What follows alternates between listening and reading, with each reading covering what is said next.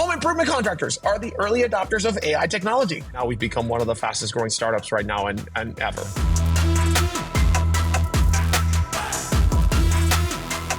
This is a really exciting time to be in the trades. If you're doing physical ride-alongs, that's when Rilla is going to provide significant ROI from day one.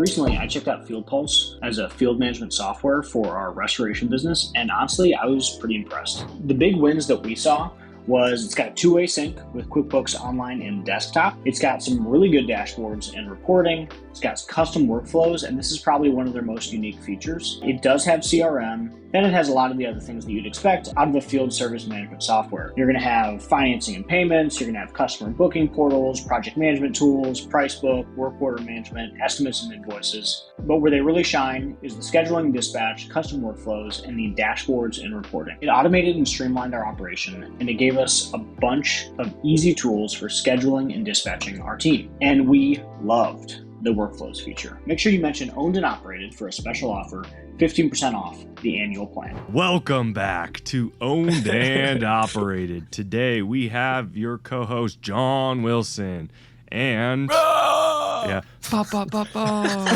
and Sebastian from Rilla. How's it going, Sebastian? How's it going, guys? Thank you so much for having me here. I've seen a couple of your highlight reels on LinkedIn, and so very excited to be here. So yeah, us just pleasing the LinkedIn gods. The algorithm. LinkedIn's been a real, it's kind of odd. We started, Sebastian, this sharing through Twitter, which is like a totally different vibe than LinkedIn. So we're just getting into LinkedIn, and it's weird, man. LinkedIn's weird. Yeah. I don't know. It's a weird group of people. I've been on LinkedIn for so long because I've been doing B2B sales for SaaS for so long. So I actually met my fiance, who's going to be my wife. I met her on LinkedIn literally because I didn't have an Instagram. And her friend who introduced us, she was like, "You need to hit her up on Instagram." I was like, "I don't use that, dude. I do B2B SaaS sales." I met my future wife on LinkedIn. So look at that. Thank you, LinkedIn. Oh my God. So. Yeah, that's hilarious. Cool. Well, what I'd like to start off the show with, hey, what's Rilla? And then two, can you give us a little bit of the background? And then we'll dive into what do the best users of this platform do? What do they look like? How do they maximize their revenue and their closing rate? So what's Rilla? Yeah. How to start?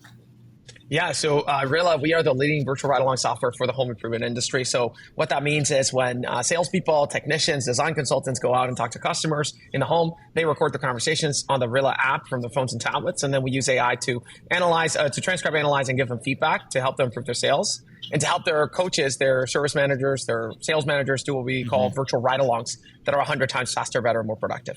And so before Rilla, sales managers, you would have to go out on a ride-along. It takes 4 hours to coach one person. With Rilla, you could do a virtual ride-along in 3 minutes. So in the same amount of time, you could do 100 times more coaching.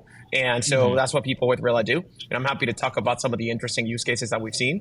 And how did it start? And before that, so the reason we say leading is because we started selling this product in January 2022. We went from 0 to over 1,500 contractors in a little over 2 years. And, we're talking about some of the top contractors in the country, some of the guests in your show who use Rilla, Tommy Mello, from A1 Garage. We have Groundworks who uses Rilla. So if you look at the top private equity customers we probably have a monopoly of that already. And then we have tens of thousands of technicians and millions of conversations being recorded. And so this is now, it's a growth story. Everybody's happy, excited. Woo, yeah, Rilla. But it didn't start like that, as you can imagine, being in business. So how did Rilla start? So first of all, my trade is not in software. I am not a software person. I don't know how to code. I am a former stand-up comedian. So I used to do stand-up comedy in college and for 4 years. And that's where I got my addiction to trying things out and failing very quickly and learning from the failure and using it as a way to build your craft and creating something awesome. That's what you do in stand-up. You go out and you try a joke and you bomb and you figure out why you bombed. And even the best jokes start as bad jokes that are not well executed. And then you figure out the execution by a lot of trial and error, and then you create a really great set. I got addicted to that, and that addiction took me to building tech products. When I graduated college, I started my first tech company. It was a field marketing management software. So like home service businesses, they use field service management softwares. Mine was a field marketing management software for companies like Red Bull and Heineken and Molson Coors that do field marketing. Like, when you send the college kids with uniforms to the college campuses to give people Red Bull and stuff like that, like the wing teams and so on. So this is like a sales rabbit type thing, or like what?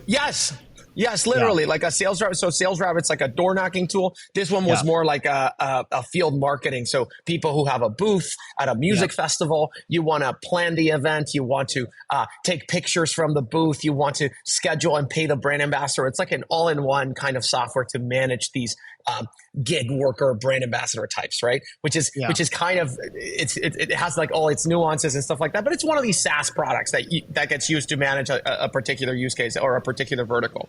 And from this software, the big aha moment for me, for Rilla, came when I was talking to the field marketing manager at Heineken, and I realized that Heineken had 4 million face-to-face conversations with consumers every single month from these field marketing activations. And they were spending about $100 million a year on social media analytics, surveys, focus groups, and market research from Qualtrics and Nielsen and Kantar IRI and Sprinkler. And they were only getting 500,000 data points from consumers every single month from online channels. And I thought, if Heineken has 8 times more data offline, who else fits this profile? And then I realized that it's not only Heineken, it's Molson Coors and Coca-Cola. 85% of commerce happens offline.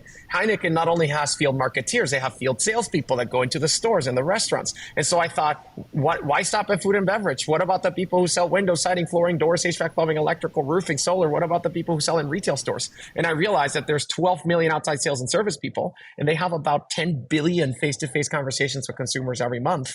And if we could go out there and capture these 10 billion conversations, we could probably create something like Google. We could probably make offline commerce as searchable and indexable as Google did for the web. And that became the vision for Rilla. We called it Rilla because it comes from guerrilla marketing, from field marketing. And that was 2019. And that was the vision. It never changed. It's still the same vision today. It's still the same. We changed a little bit the way to get there, but for 3 years, essentially, from 2019 to 2022, I like to say that our first 3 years of business was just us going out of business. We made $0, no money. We were in the red. We were trying to figure out this AI product, trying to figure out the right market, the right use case.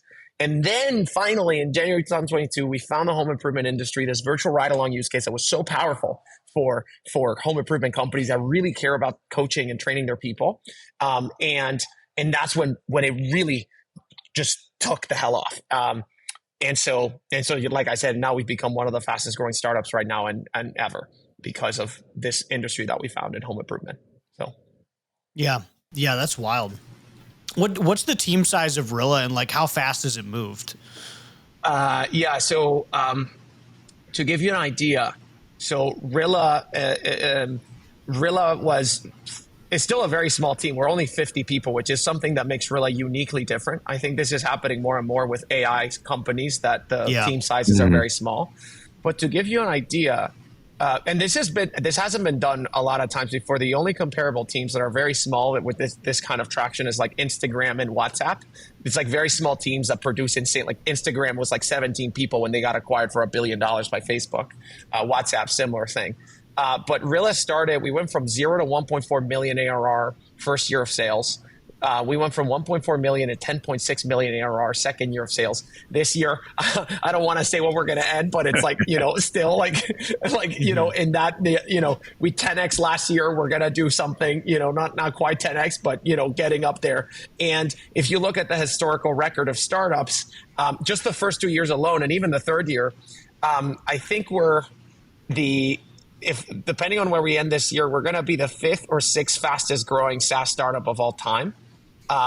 And that puts us ahead of companies like Apple. It puts us ahead of companies like Salesforce. So Salesforce went from like 1 to 5 million in their second year, and then 5 million to 20 million in their third year. So we're growing faster than Salesforce. We're growing faster than Apple. We're growing faster than Figma, than some of the fastest growing SaaS startups ever. I think we're like literally like number 5 or 6 on the historical leaderboard. And I think we might be the fastest growing startup of all time right now. And there's another one called Perplexity, which might be growing at a similar rate to Rilla, but it's between us and Perplexity. So yeah, that's fascinating. But they're very small, very small team, though, which is a very unique That's thing. awesome. Yeah.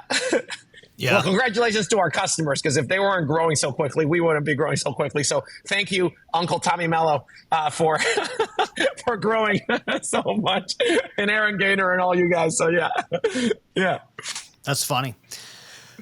Yeah, walk us through. Let's dive into a couple of these customers, because I think what we want to understand, and probably what the audience wants to understand, is like, what does best in class look like? So. Okay, we're all being told that, hey, this expensive ride-along software is going to change the world for us, right? And maybe it will, but like, how do you drive it into the business? What do the best do to maximize this investment, and how are people winning? Yeah, so great question. So I'll talk about one of the best implementations I've ever seen was LB Capital with Lance Bachman and Bill Rossell. They're basically a large roofing company. They acquire a lot of roofing companies as well. Lance used to be he was the founder of One SEO. He sold that, and he's involved with a lot of the top businesses in the country. And so one of the things that we saw that they did really well is that, first of all, like it depends on the stage, right? But when you're onboarding Rilla, the biggest thing at the beginning is making sure you get the rep buy-in, that you get buy-in from the technicians and the salespeople in the field. So how do you do that effectively? You could do it the soft way, which we do all the time for the average customer, where we go and say like, hey, listen, we pitch it to the technicians in a different way. The salespeople to technicians, we say like, hey, this is a protection tool for you. Like with the way we pitch it to them, we go like, hey, guys, and this we learned after like literally like thousands of times that we launched with people. But it was like, we used to pitch it to technicians as a sales tool, but the technicians are not as sales driven as the salespeople. In fact, a lot of them don't like the word sales, which is its own problem, but that's the reality. And so the way we started pitching it to technicians over the years was, hey guys, who here has ever had a situation with a homeowner where the homeowner said you did something wrong? Everybody raises their hand. And who here has had a situation where the homeowner said you did something wrong, but they were lying? And they all raise their hand. They're like, yeah, they were lying. And then you go, Bob, what happened to you last week? And he goes, I went out there. I sold my thing. I did everything right. The homeowner said that, it was like, we got this case recently. It was like, oh, the daughter called and said that it was elder abuse because I sold her mom like some HVAC unit that she didn't need. And it was such like crap. And I said, what happened to you? Well, I lost the sale. I lost the commission. I got a write-up because it was he said, she said. And I said, Bob, how would you have protected yourself in that situation? Well, it would have been great to have a recording. And I'm like, that's right, Bob. You would need a recording device. And that's what Rilla is. And it's a way to protect yourself. And so that's how we pitch it to technicians.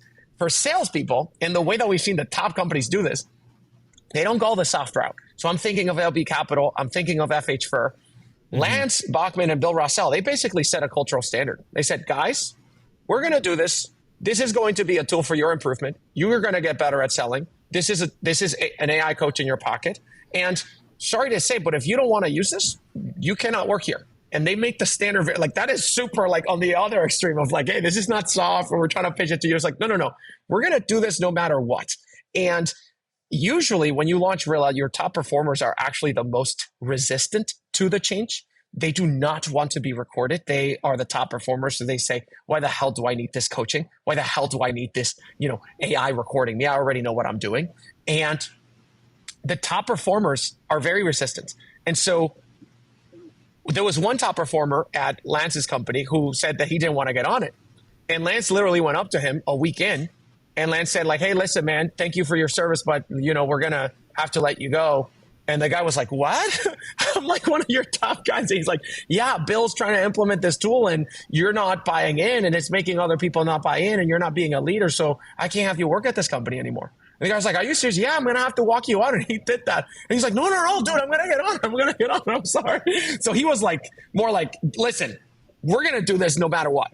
And, those are the best. The companies that see the fastest traction is not the ones that go the software. It's the ones that say, this is a standard.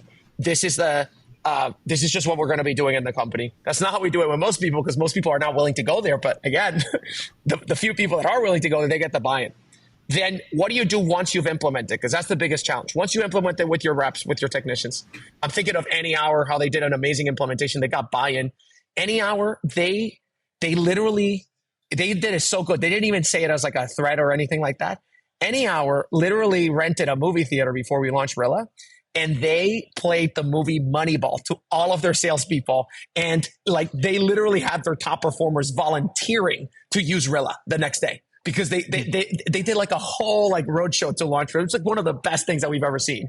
Like truly, for this, it wasn't like, oh, get in or else. It was like, who wants it? And people were fighting to get in, because they were like, I want that. I want to get the data. I want to get the analytics. And so once you implement it, what we've seen from companies that truly leverage the power of the technology, at the beginning, we thought that Rilla was a way to save time, doing ride-alongs, increase efficiency, and basically improve your sales. So we would look at how many ride-alongs can you do, how fast. One thing we didn't consider is that Rilla enables this different kind of workflow in a company because of the flexibility of coaching. One of the superpowers of the virtual ride-along is that it allows you to coach from anywhere. You don't have to be there physically present to coach the person. So it's not about saving time and efficiency. It's actually about the flexibility that I can coach from my office, from my car, from sitting in the toilet. So we literally have coaches and companies who have leveraged this superpower, and they said, guys, we no longer need to have coaches in person. So if you have a big private equity company, what they started doing is they started having coaching centers from the corporate standpoint that are able to coach the entire market. So if you need coaching resources in Florida, then instead of having to send people down to Florida and pay all these flights and stuff like that, you could just have the corporate coaches coach in Florida, like at the speed of light. And the best companies are literally rebuilding their businesses around this new technology by having this new kind of, there's a company called Brookstone Windows. One of their positions that they have, it's like called Rilla specialist, and their job is a remote coach who coaches all the reps from a single, and these coaches manage anywhere from 30 to 100 reps each, because they can do so many ride-alongs. So it's like they created this new kind of position, the virtual sales coach or the virtual sales trainer, which is an amazing kind of finding. That is amazing. Yeah. For the companies that are doing that, like what happens? Because I think typically the way these get pitched is the service managers doing it, right? So like, what happens with the service manager side of that position? Does he just take on more techs because there's less responsibility, or like what happens? So it's like we have a it depends, right? There's a Joe Crisera who's one of the great coaches in home services, Uncle Joe, who's a great friend of the company. He's going to be doing a talk at the Rilla Masters. We have our conference, the Rilla Masters, coming up in February 24th for anybody who's listening, February 24th at the Virgin Hotels Las Vegas.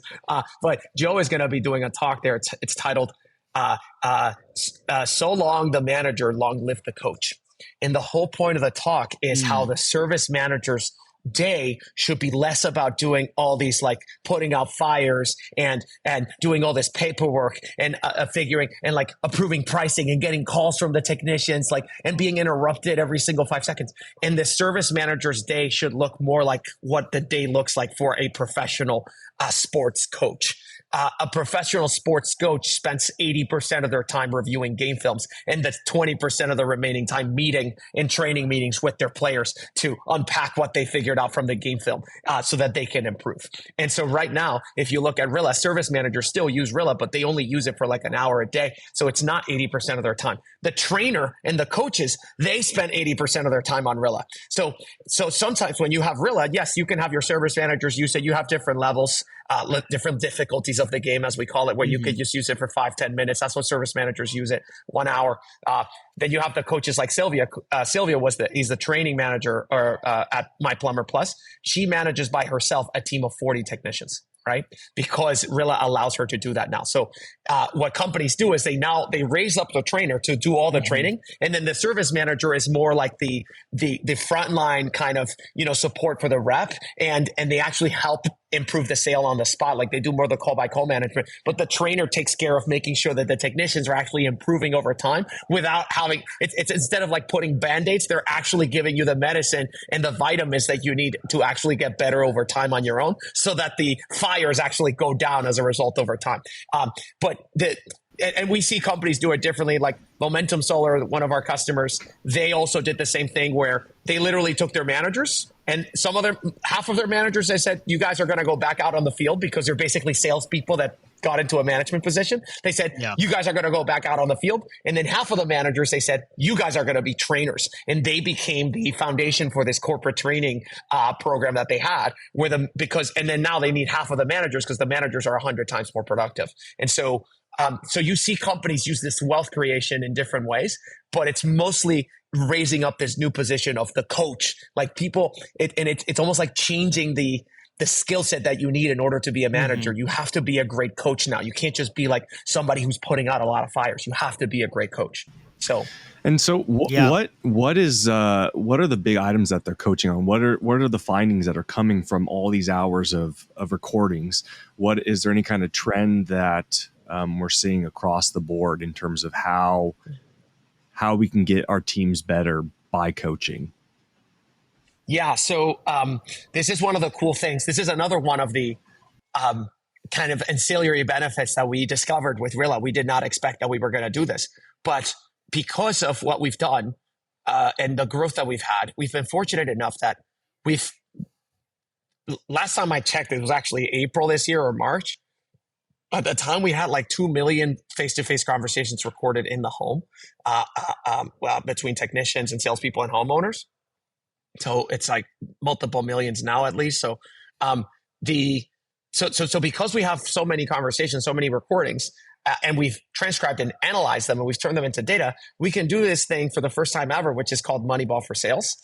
So Billy Bean, who's also going to be speaking at the Rilla Masters, was a manager of the Oakland A's team of baseball. He invented this concept of Moneyball, which is you look at data, you look at the inputs of any sport, and you try to predict how you can actually improve your chances of winning by using data science and analytics to use in your coaching and your recruiting and your way that you manage your teams. And so with Rilla, because we've turned these conversations, the inputs of the game of sales into data, we could do the exact same thing for the sport of sales. And so one of the things that we've done is we publish this in the Rilla. It's called the Rilla Labs. You go to rilla.com/labs, and we publish all of our reports there. We look at what is it that the top 1% of top performers across the country, across the trades, what is it that they're doing differently than everybody else? And so that we could actually show, how you could be more like a top performer. One of the first things that we ever found, that it's literally in the Rilla product, it's one of the main metrics that we show there, is that one of the main differences between the top 1% of top performers, these are people who are closing 5 million, 7 million, 8 million, and $13 million of annual sales for their business single-handedly every single year. Those people, they talk less than the average salesperson.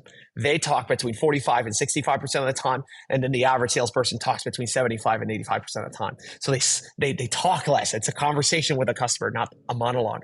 The way they talk, because we wanted to say, okay, you take this to your team, you say, okay, your talk ratio, let's talk less and listen more. How do you do that? How do you give people proactive feedback so they can actually do that? Because what if they don't know how to do it? It's a very simple trick that we found in the Rilla Labs, which is the top performers, it's like a Jedi mind trick. They ask 5 times more open-ended questions than the average salespeople. The average salesperson asks 5 open-ended questions per conversation. The top performers ask 25 open-ended questions per conversation. So it's 5 times more. So what they're doing is they're asking open-ended questions at the beginning, like, what brings us here today? What seems to be the issue? How is the temperature in your room? How long have you been living in the home? But when they do the demo, they stop. And instead of doing the demo and saying like this HVAC unit is better because of this and this and that, and it's going to cost you this, they go, Ms. Homeowner, it sounds like this just resonated with you. What about that resonated with you? Because then they stop and they kind of see, they end up making it interactive. Or if the homeowner is not feeling it, they go, hey, it sounds like this isn't resonating. What's not resonating about this? So I can pivot and show you something that you're interested in. When they're dealing with objections, this is another thing that we found. When at the final third of the conversation, the average sales rep starts speeding up their talk speed. So they start talking faster than normal. The top performers keep their talk speed and slow down a little bit. And the reason is when they're dealing with objections, the average salespeople get excited and they get nervous. So their fight or flight response gets triggered and they start talking faster. It's like, oh, the homeowner says, well, my God, I cannot afford that. It's simply too expensive. I can't spend $20,000 in an HVAC unit. That is just insane. And the rep goes like, no, Mr. Homeowner, you have to understand, $20,000 is not that much money when you consider all these different benefits in our company. We have warranties. You can't go with this like Joe Schmo from out there. Like, and they start talking fast. What do the top performers do? Open-ended question. They say, Ms. Homeowner, what do you mean by the price is too high? What does that mean to you? Is it the payment? Is it the price? What do you mean by the price is too high? And they said, well, I had somebody out here who came and gave me half the price. Okay, tell me a little bit more about this person. Who is that other contractor that you're talking to? How about their licensing? How about their warranties? And they start discovering, and it doesn't feel like a debate. It feels like that's why when you listen to a top performer deal with objections and you be like, man, why do they sound so cool and so smooth? It's because they're slowing down and asking questions. That's all they're doing. That's the Jedi mind trick. And so there's many more of these insights and I could keep going on and on and on. No. That's a perfect example though. Like that's where I was going with. That's really neat data. That sounds like a really fun thing to do. We're about to do an analysis on laughter because one of our coaches said that every time he listens to top performers, they make people laugh. And so we're going to do an analysis of if laughter is correlated with a higher close rate. So we'll be publishing that next week. Gosh, that's like Monsters Inc. or something. Like what's the laugh score or whatever? Yes, the scare score and the laugh score. There we go. Yeah. Feel free to use that. That'd be fun. Yeah, well, that's going to be the thumbnail for when we publish that video. Yeah, it's going to be the Monsters Inc. thing. What's the average time to onboard? So somebody jumps in, like how fast is their team usually seeing improvement?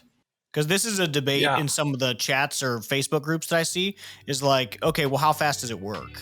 One of the benefits of working with Wilson is that we are basically a same day, next day company. So what that means is if I sell a job today, I'm going to aim to get it in today, tomorrow, or the next day. Like we aim for a really fast turnaround. And because of that, we have pretty high expectations of our suppliers. Getting parts in time has been a real challenge, and supplyhouse.com has been a really awesome partner for us because of that. They've got like 250,000 SKUs. They've got it across plumbing, HVAC, and electrical. So they cover all our different lines, and they can get stuff to you fast, and they have a ton of it. Plus on top of that, they have best-in-class pricing, and their new TradeMaster program gives you free shipping, free returns, and a bunch of discounts over retail on top of it. And the TradeMaster program is free to join. So check out supplyhouse.com and make sure to check out their TradeMaster program.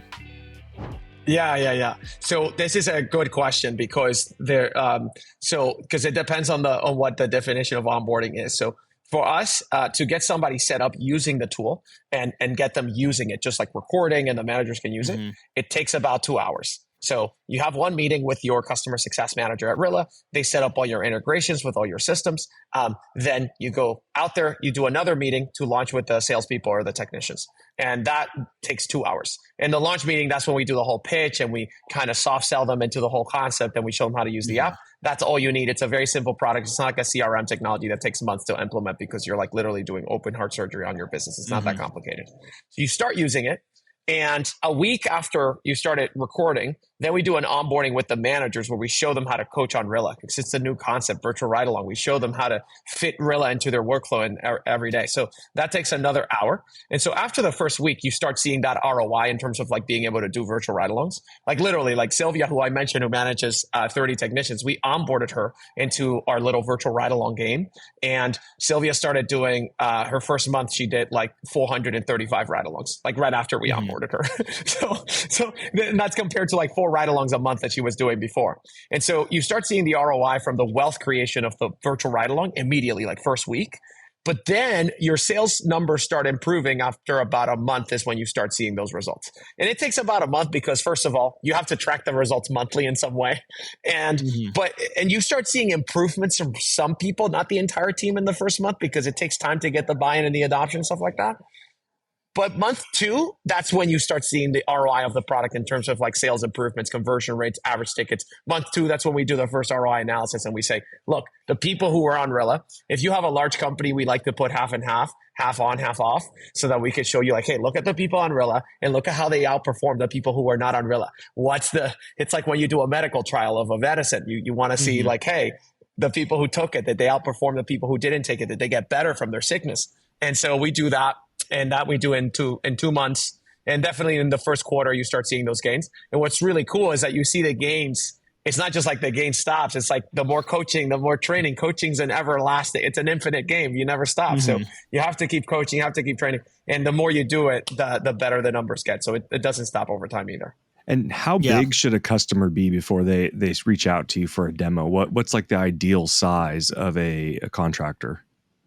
About 5 technicians or comfort advisors in the field. And so that's kind of rule of thumb. If you have 5 technicians or comfort advisors, we have like from over the years that we've been launching, I think we've retained 97% of our customers who are above that size, which is why so basically if you're a customer that has 5 technicians or comfort advisors, there's a 97% chance that you're going to retain with Rilla, that you're going to have success and keep, using Rilla year over year.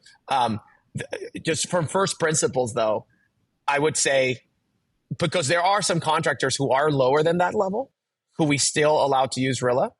And the first principles that you want to look at is, okay, do you have people on the field? Like, do you have 3 people, 4 people on the field?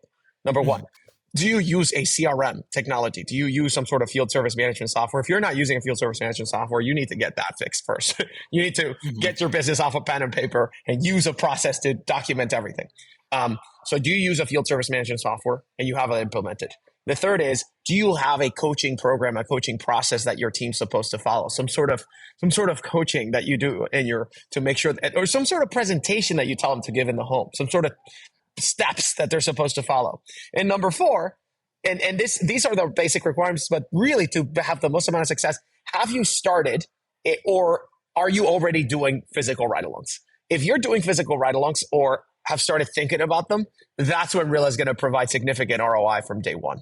And so, so that's how I would think about it. If you're already doing physical ride-alongs, you likely have a process, you likely have a CRM, and if you use Rilla, you're going to see like gains in the first week. So, what other pro tips from the best in class out there? What else can we share? We did. So I was talking about talk speed in the last point. So we actually went to see if there was a ideal talk speed for the industry. And we saw that there was. So we looked at talk speed and how it's correlated with close rates and average tickets. And the graph, for those of you who can't see, it looks like a bell curve that's skewed to the left, so that it peaks towards the faster side. So if you put talk speed in the horizontal axis and you put average ticket on the vertical axis, the graph, it kind of skews to the left, which means that the peak is to the right. So the average, the peak talk speed is 184 words per minute, right? So the average human talk speed, and that's the peak that has the highest average ticket and the highest close rates in the correlation graph.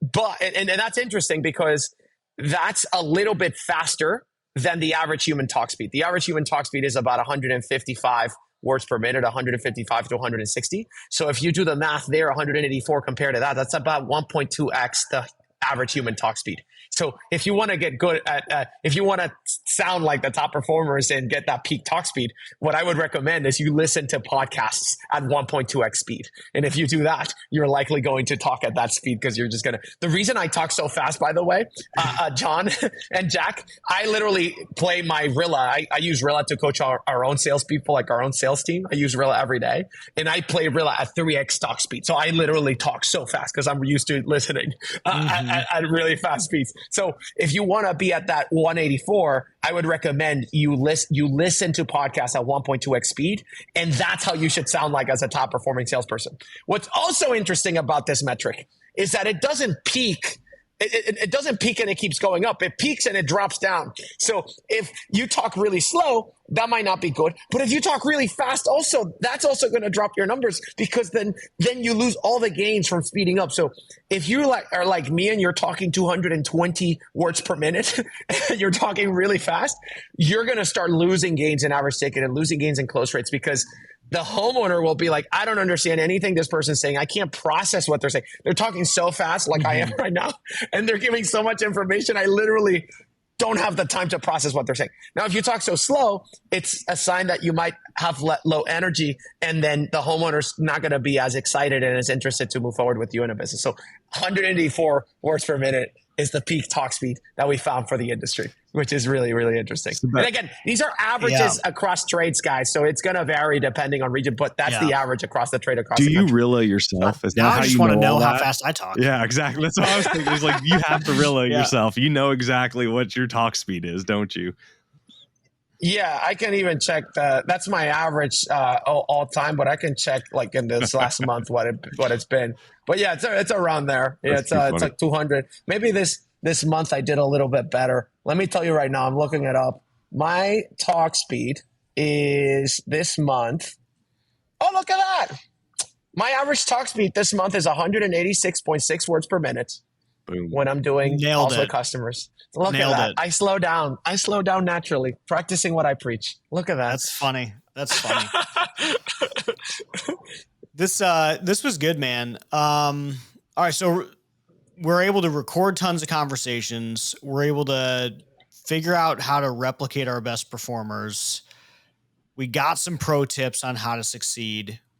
Any last lessons on how to implement this or anything else you'd leave the listener with to really help drive some value here? Yes. This is a really exciting time to be in the trades. You know this. You dedicate your podcast to this. The reason arguably is, my life. yeah. Literally the whole thing. Yeah, just the podcast. Essentially my entire life. Yeah. But yes, continue. So the angle I'm coming at it from. So it's yes, it is it's like you say, it's one of the biggest pathways to pursue the American dream. There's so many businesses that you can start, so many trades. I saw a post that you posted on LinkedIn. There's like so many trades that you can pursue. You can pursue the big three, or you can pursue different trades like trees and chimneys. Like we have so many chimney people that use Rilla. We love our chimneys, man. And the reason why I'm saying it's one of the most exciting times in the trades is that the amount of sophisticated capital that has entered the space is like it's never been before. Because of COVID, what happened was COVID hit, and it was the biggest gold rush ever that we've seen in the home improvement industry because of work from home. People in cities like New York and San Francisco, where there's not a lot of market for home improvement, move from cities like New York and San Francisco to the suburbs. When you move to the suburbs, immediately the market for home improvement opens up because you want to redo the kitchen, you want to fix the HVAC unit, you want to do a repipe, and there's so much. Like if you live in New York like I do, and you move into an apartment and the window's kind of funky, well, the window's just kind of funky, and that's your window. You're not going to fix it. You're not going to replace it. That's it. That's your window. But if you move to a house, you're going to fix things. And then you're also spending so much time at home. The American homeowner has never spent so much time at home, like ever. Not like a percentage. Like there's like the average American homeowner is now spending like 8 waking hours at home because of work from home. And before it was like 4 hours. So it's like people are spending the most amount of time at home ever, which means that they're using their appliances more. They're feeling the pain of their home improvement, home services projects more than ever before. So they're more likely to go on Google. They're more likely to want to look for some replacement opportunities. And so because of this, private equity has taken notice, and that's why you see so many PEs rolling up into the space with so much sophisticated capital. And these are the suits from New York and San Francisco who are saying this is the biggest opportunity in private equity. And so they're coming in, they're funding businesses that are from really smart business owners. So now there's an exit opportunity for entrepreneurs because now there's like actual money being given to like these businesses who scale to a certain degree. And the other thing that has happened is that the venture capitalists who fund technology companies have taken notice that this is one of the biggest markets in American history that we've ever seen. And so they're funding companies like Rilla and ProBook and Avoca and Conduit. And these are all like new startups that are coming out. So the founder of ProBook, George Eliadis, he barely graduated from University of Pennsylvania. Tyson, the founder of Avoca, he graduated from MIT. Shelby from Conduit Tech, she went and did her MBA at Stanford University. And these are all really talented, some of the smartest founders right now in the world who are targeting products specifically for home improvement contractors. And so the reason I say it's the most exciting time to be in the trades is because AI just started at the same time that this new development in the market started. So what's happening is that the early adopters of AI technology are not in New York and San Francisco. They are in Manassas, Virginia, selling HVAC replacement. They're in Nashville, Tennessee, selling chimneys. They're all over the country selling home improvement. Home improvement contractors are the early adopters of AI technology. I'm living proof of that. We're one of the fastest growing startups ever. And right now, selling an AI product we don't sell to anybody else other than home improvement contractors. And so just like Rilla, there's so many other awesome technologies that are built specifically for the trades. And what it's doing is it's allowing contractors to be at the very forefront of technology adoption, which has never happened before. And it's such a cool time because now, if you're a really smart person and you go into a home improvement business, into a trade, you can actually be the best at implementing technologies and get an amazing head start. It's no longer an old or archaic industry. It's a dynamic, like really fast moving industry where you have to stay ahead, where you have to be innovative. And so to me, the biggest thing I would say, if you're a home improvement contractor, it's like, this is not the same industry it was 10 years ago, man. There's so many smart people. There's so much smart capital coming in. This is the hottest industry in America right now. And so get ready to move, because if you don't move, you're going to get left behind, man. So like, it's exciting, but if you don't move, you're going to get left behind. So that's the biggest thing that I would say. Yeah. I mean, I agree. I think, I started off in the trades in 2009. And, we had Ellen Rohr on the show a couple of weeks ago. I don't even know if that episode we love Ellen. Oh, yeah. Yeah. No, she's great. I think that aired like 2 weeks ago. But she and I were like swapping these stories because even for the trade, I'm 33 years old. But like, because I've been in the trade since 2009, I'm old for the industry. And I remember the industry from 10 years ago because that's how I cut my teeth. And it is a different industry than 10 years ago. And I really don't think people understand how different. I mean, this is like, my best comparison is Uber. Like, hey, everybody was a taxi and then Uber came along, and that's really the level of disruption that we're seeing in the trades. And if you're just coming in 2019, 2020, 2021, you have no idea. Like, you have no fucking idea. Yeah. It is such a different industry. It boggles my mind still sometimes, just thinking about like the insane change that we've lived through, and also how not enough people even seem to understand that the change happened because they all came after it. Yeah. So it's crazy.